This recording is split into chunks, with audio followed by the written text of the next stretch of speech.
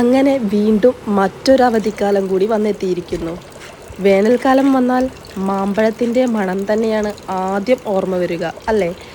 ഇങ്ങനെയൊന്ന് നമുക്ക് മാങ്ങ മുറിച്ച് ഉപ്പും മുളകും ചേർത്ത് കഴിച്ചു നോക്കിയാലോ?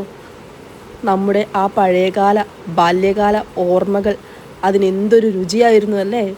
നമുക്കിന്ന് അങ്ങനെ ഒരു ഐറ്റം ഉണ്ടാക്കി നോക്കിയാലോ? ഈ ഐറ്റം തയ്യാറാക്കാൻ നമുക്ക് മറ്റൊന്നുമല്ല വേണ്ടത്, നമ്മുടെ പ്രിയപ്പെട്ട മാമ്പഴം. പല നാടുകളിൽ പല വിധത്തിലുള്ള, പല രുചിയിലുള്ള, പല വലിപ്പത്തിലുള്ള മാങ്ങകൾ നമുക്ക് കിട്ടാറുണ്ട്. അതിൽ എന്താണോ നിങ്ങൾക്ക് കിട്ടുന്നത് അത് തന്നെ മതി.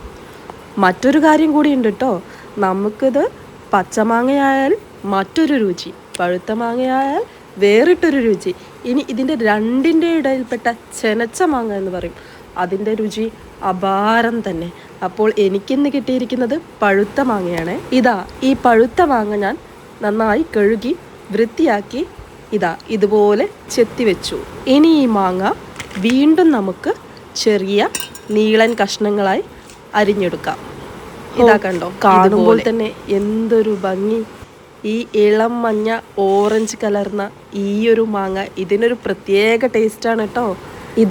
മുറിച്ചു വെച്ചിരിക്കുന്ന ഈ നാടൻ മാങ്ങയിലേക്ക് നമുക്കിനി ചേർക്കേണ്ടത് മറ്റൊന്നുമല്ല, അല്പം ഉപ്പ്. ഈ ഉപ്പ് ഇങ്ങനെ വിതറുമ്പോൾ നമ്മുടെ വായിൽ വെള്ളം വരും, ശരിയല്ലേ? അതിനുശേഷം അല്പം മുളക് പൊടി കൂടി നമുക്കിങ്ങനെ തൂവി കൊടുക്കാം. ഓർക്കുന്നുണ്ടോ നിങ്ങൾ ആ പഴയ ബാല്യം? വേനൽക്കാലാവധിക്ക് ഏകദേശം മാമ്പഴങ്ങളെല്ലാം ഉണ്ടായി വരുന്ന ആ കാലത്ത് നമ്മൾ കുട്ടികളെല്ലാവരും ചേർന്ന് നാട്ടിലെ പ്രധാന മാവിൻ്റെ ചുവട്ടിൽ മാമ്പഴം വീഴുന്നത് നോക്കി നിൽക്കുന്നത്, ആദ്യം മാങ്ങ വീഴുന്നത് ആർക്ക് കിട്ടും എന്നുള്ള ആ കാത്തിരിപ്പ്. മാങ്ങ വീണാൽ ഓടിയെത്തും. ആദ്യം കിട്ടിയത് ഒരാൾക്ക്, അടുത്തത് മറ്റൊരാൾക്ക്, അങ്ങനെ പങ്കിട്ടെടുത്ത ആ ബാല്യം നിങ്ങൾക്ക് ഓർമ്മയുണ്ടോ? കുട്ടിക്കാലത്തെ തൊട്ടുണർത്തുന്ന ഈ മാമ്പഴങ്ങൾക്ക് ഏറെ ആരോഗ്യ ഗുണങ്ങൾ കൂടിയുണ്ട് കേട്ടോ. അതായത് നമ്മുടെ പ്രതിരോധ ശക്തി കൂട്ടുന്നു. അതുകൂടാതെ ഇതിലടങ്ങിയിരിക്കുന്ന നാരുകൾ നമ്മുടെ ദഹനത്തിന് വളരെ അധികം ആവശ്യകരമായതാണ്.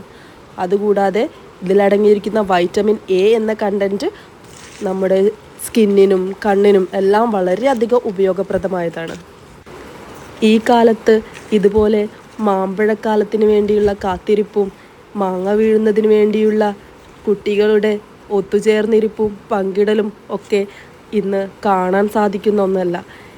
ഏതാനും ചില പ്രദേശങ്ങളിൽ മാത്രം ഇപ്പോഴും കുട്ടികൾ ഇതൊക്കെ ചെയ്തു വരുന്നു. അല്ലാത്തവരെല്ലാം ഒരുപാട് മാറിക്കഴിഞ്ഞിരിക്കുന്നു.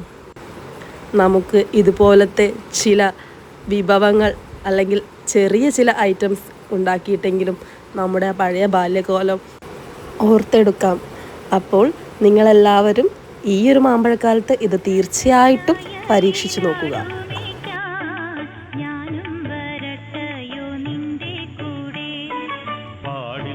പാടില്ല നമ്മെ നമ്മൾ പാടേ